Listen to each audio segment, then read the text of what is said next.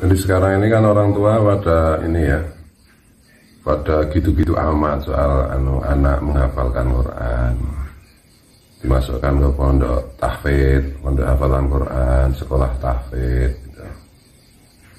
Nah ini sebenarnya kan kebetulan anak saya itu kan kalau di sini saya pasrahi urusan menjadi ustadznya orang yang menghafal Quran. Kebetulan anak saya kan juga seorang hafidz nasional kan gitu. Muridnya juga ada yang juara internasional, udah 2 kali malah juara internasional. Nah ini anak saya itu cerita kalau dia kan juga biasanya menjadi juri untuk lomba-lomba tahfidz itu terutama di tingkat provinsi gitu ya, di DIY gitu.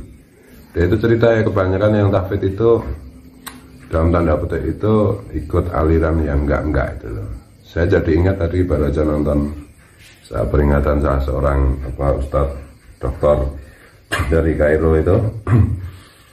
Ya ISIS itu juga kebanyakan anggota ISIS itu hafal Quran.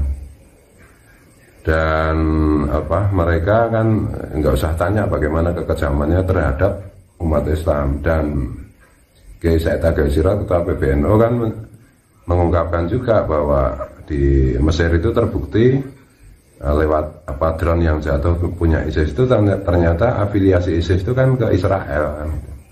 Jadi itu kan memang proyek untuk merusak umat Islam dengan meradikalisasi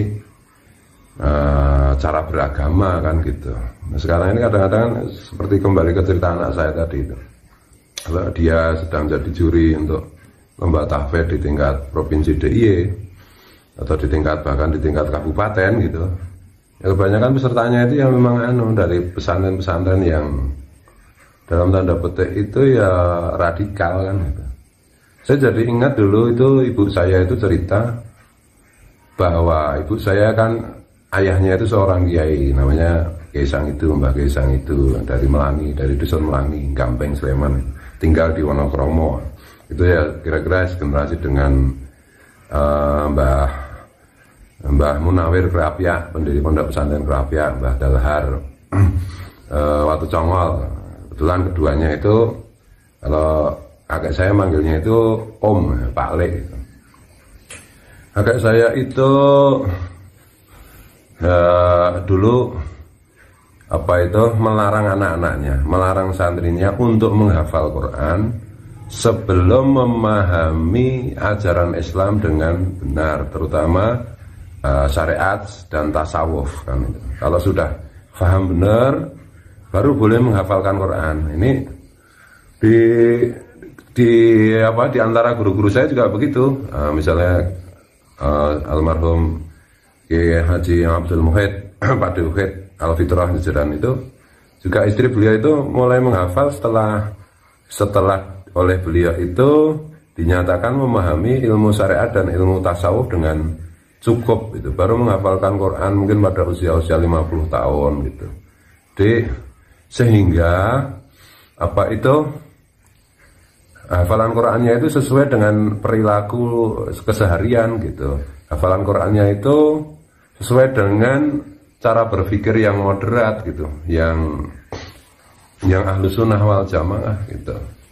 Karena kan Al-Quran itu kan firman Allah, jadi tidak mudah untuk memahaminya, apalagi cuma memahami dari teks terjemahan, ya kacau balau nanti kan gitu. Dan saya juga jadi ingat memang Rasulullah itu ada 2 sisi kan untuk orang hafal Quran itu. Di satu sisi Rasulullah memberikan kabar gembira, orang yang hafal Quran itu di akhirat nanti bisa menolong, memberi syafaat kepada orang yang harusnya masuk neraka sampai sejauh mata memandang. Artinya itu tak terbatas gitu kan, saking banyaknya gitu.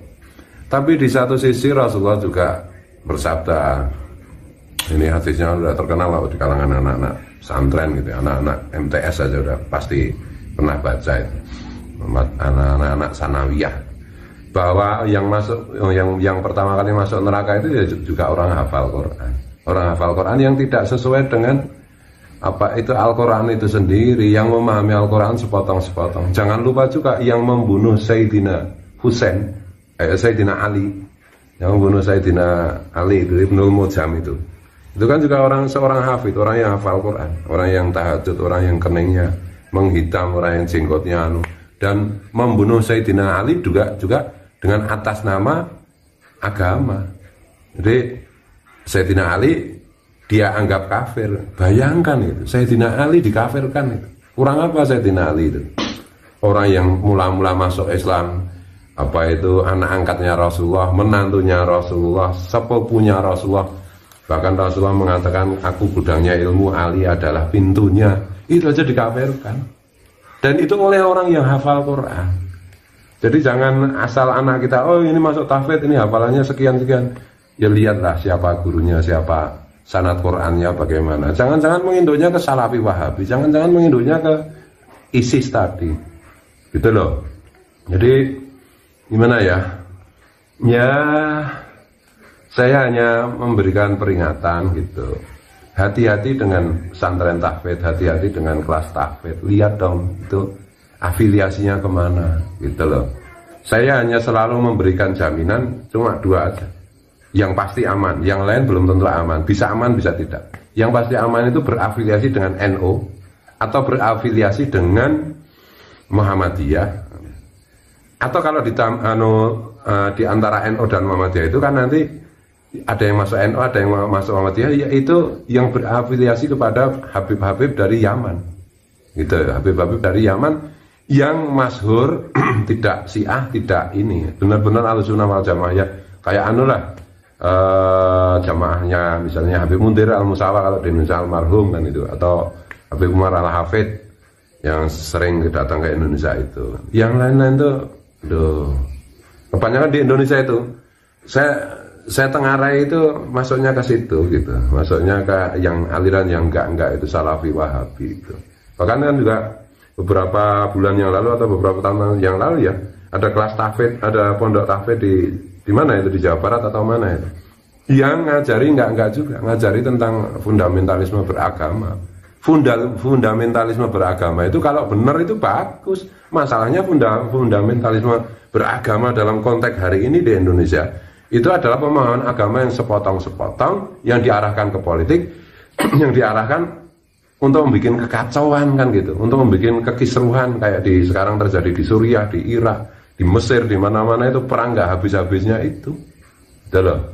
Jadi ini harus benar-benar diwaspadai dan kita berharap negara untuk lebih tegas di dalam menertibkan hal-hal seperti ini, karena ini taruhannya adalah bangsa dan negara, kedamaian, perdamaian bangsa dan negara. Oke, kita aja. Ya.